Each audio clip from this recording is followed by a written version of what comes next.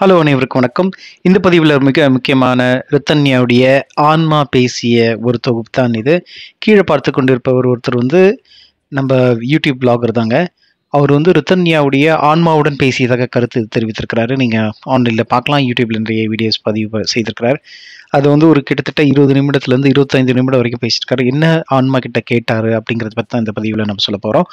ஆன்மா இருக்கிறதா, இது உண்மையா அப்படிங்கிறது நமக்கு இது திட்டவட்டமான எந்த விதமான ஒரு அறிவிப்பும் இல்லை. இது நம்மளுடைய ஒரு கணிப்பு மட்டுமே. ஒரு இறந்தவர் எப்பொழுதையும் ஆன்மாவாக இருப்பார் அப்படிங்கிறது நம்ம எல்லாருக்கும் தெரியும். இது நம்மளுடைய ஒரு இந்து சமயத்திலையும் சொல்லப்பட்டிருக்கிறது. இவர் கோஸ்ட் பாக்ஸ் அப்படிங்கிற ஒரு இன்ஸ்ட்ருமெண்ட் வச்சிருக்காருங்க. அது என்ன பண்ணுன்னா, ஆன்மா என்பது ஒரு அலைச்சுழல் என்று பெரியவர்கள்லாம் சொல்லியிருக்காங்க. நம்ம மதத்தில் சொல்லியிருக்காங்க. அந்த அலைக்கு ஒரு ஃப்ரீக்வன்சி இருக்கும் இல்லைங்களா? அதாவது குறிப்பாக இது உங்களுக்கு புரிய வைக்கணும்னா, இப்போ ரேடியோ சிக்னல் வச்சுருக்கீங்க. இப்போ எஃப்எம் ரேடியோ போடுறீங்க. ஒரு அலைச்சுழல் 93.4 என்கின்ற ஒரு அலைச்சுழலை டியூன் பண்ணும்போது அந்த பேச்சு உங்களுக்கு கேட்கும் இல்லையா? அதே மாதிரி இந்த பேச்சு மாதிரி இந்த ஃப்ரீக்வன்சியில் ஒவ்வொரு ஆன்மாவுக்கும் ஒரு அலைச்சுழல் இருக்கும். அந்த கோஸ்ட் பாக்ஸில் அந்த எக்யூப்மெண்ட்டில் நீங்கள் டியூன் பண்ணி அவர்களை அழைக்கும் போது அவங்க பேசுகிறாங்க. இதுதான் நடந்திருக்கு. இந்த அன்பர் இதை பற்றி ஒரு 20 நிமிடம் பேசியிருக்காரு. அதை பற்றி தான் நம்ம இந்த பதிவில் பார்க்க போகிறோம். குயிக்காக நம்ம அதை பற்றி என்ன சொன்னார் அப்படிங்கிறத, என்ன கேட்டார், ரித்தன்யாவுடைய ஆன்மா அவர்கள் என்ன சொன்னாங்க அப்படிங்கிறத பற்றி இதை தெளிவாக பார்த்துடலாம். அதாவது, நீங்கள் எடுத்த முடிவு சரியானதா என்று அவர் கேட்கிறார். ஃபர்ஸ்ட் எப்படி வர வைக்கிறாருன்னா, கோஸ்ட் பாக்ஸை வச்சுட்டாருங்க. அந்த ரூமில் வச்சுட்டாரு. ஒரு அமைதியான ரூமில் கொஞ்சம் தியானம் பண்ணிட்டு அந்த ஆன்மாவை வர வேண்டாம் என்று சொல்லுகிறார். அவங்க வந்துட்டாங்க அப்படிங்கிறதுக்கு ஒரு அறிகுறியாக அது ஒரு டிஜிட்டல் டிஸ்பிளே மாதிரி இவர் போடுறாரா இல்லை அது தானாகவே வருது. ஆனால் அது பேச முற்படுற மாதிரி தெரியுது. ஒரு அலையில் எஃப்எம் ரேடியோ சரியாக கேட்கலன்னா எப்படி இருக்கும், அந்த மாதிரி ஒரு 2-3 குரல் கேட்குது. தெளிவான குரல் இல்லை. அதை இன்டர்பிரட் பண்ணுறதுக்கு இவர் டிஜிட்டலில் எழுதுறாரு. அது அது எப்படி வந்துச்சுன்னு எங்களுக்கு தெரியல. ஸோ இதுலேருந்து இந்த வீடியோவில் என்ன நம்மளுக்கு புரியுதுன்னா, 2-3 கேள்வி முக்கியமானது கேட்டார். அது மட்டும் நான் குயிக்காக சொல்லிடுறேங்க. நீங்கள் எடுத்த முடிவு சரியான முடிவா என்று சொல்றதுக்கு, என்னுடைய முடிவு சரியானதில்லை.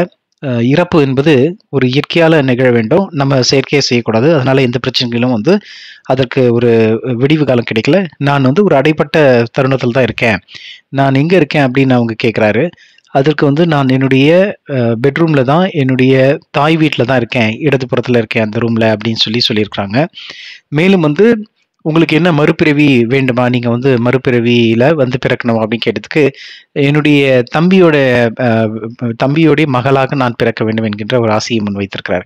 மேலும் உங்களுக்கு இழைத்த கொடுமைகளை என்ன அப்படின்னு கேட்கும்போது, சொல்லணும்னா துன்பத்தை நான் அனுபவித்தேன். தினம் தினம் நான் தூங்கவே இல்லை. அத்துணை துன்பங்களையும் நான் அனுபவித்தேன். அது மட்டும் இல்லை, அந்த டிஜிட்டல் டிஸ்பிளேயில் புடவை எரி அப்படிங்கிற மாதிரி ஒரு ஒரு ஒரு தொகுப்பு வந்துச்சுங்க. அவங்க ஏதோ ஏதோ எரிய வச்சிருக்காங்களா, இல்லை இது என்னது பண்ணியிருக்காங்கன்னு தெரியல. அது அந்த ஒரு குறிப்பை அவங்க கொடுத்துருக்குறாங்க. அது மிகவும் சோகமான சம்பவம். அதுவும் அவங்க அதை பற்றி குறிப்பிட்டிருக்காங்க.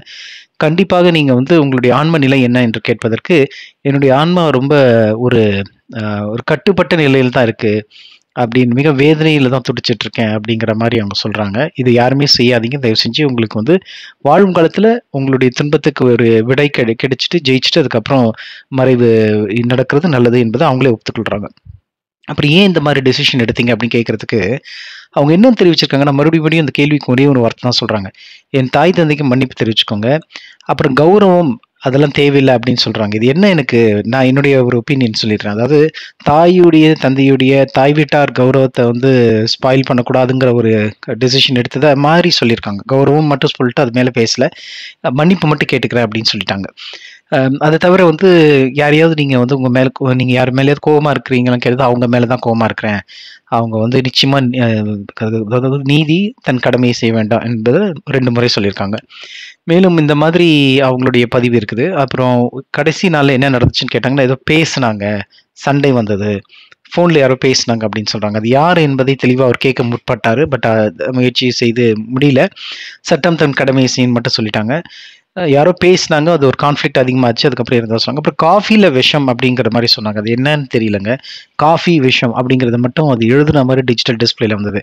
ஸோ அவங்களுடைய குரல் அந்த கோஸ்ட் பாக்ஸில் தெளிவாக வரவில்லை. அந்த ஃப்ரீக்வன்சி அப்படியே ஒரு மாதிரி ஒரு புரோக்கன் ஆடியோ மாதிரியே கேட்டுச்சு.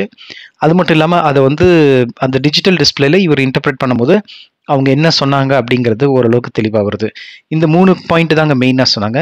அதுக்கப்புறம் வந்து வேற ஏதாவது நீங்க சொல்லணும்னு நினைக்கிறீங்களா மக்களுக்கு அப்படின்னு சொல்லும்பொழுது, இந்த மாதிரியான தவறான டெசிஷன எடுக்காதீங்க. நான் மிகவும் வருந்துகிறேன் என்று சொல்லி அவர்கள் நிறைவு செய்தார்கள்.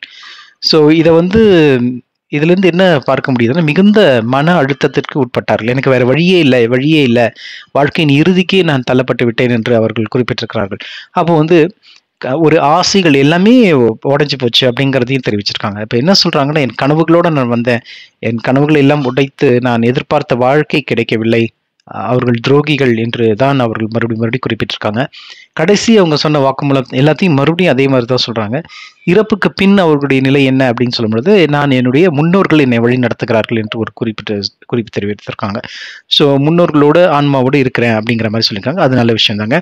பட் ஆன்மா வந்து ஒரு மாரி சஃபகேட்டிங் ஸ்டேட்ல இருக்கு. அதாவது மிகவும் ஒரு ஒரு துர்பாக்கிய நிலையில இருக்கிற மாரி அவங்க சொல்றாங்க.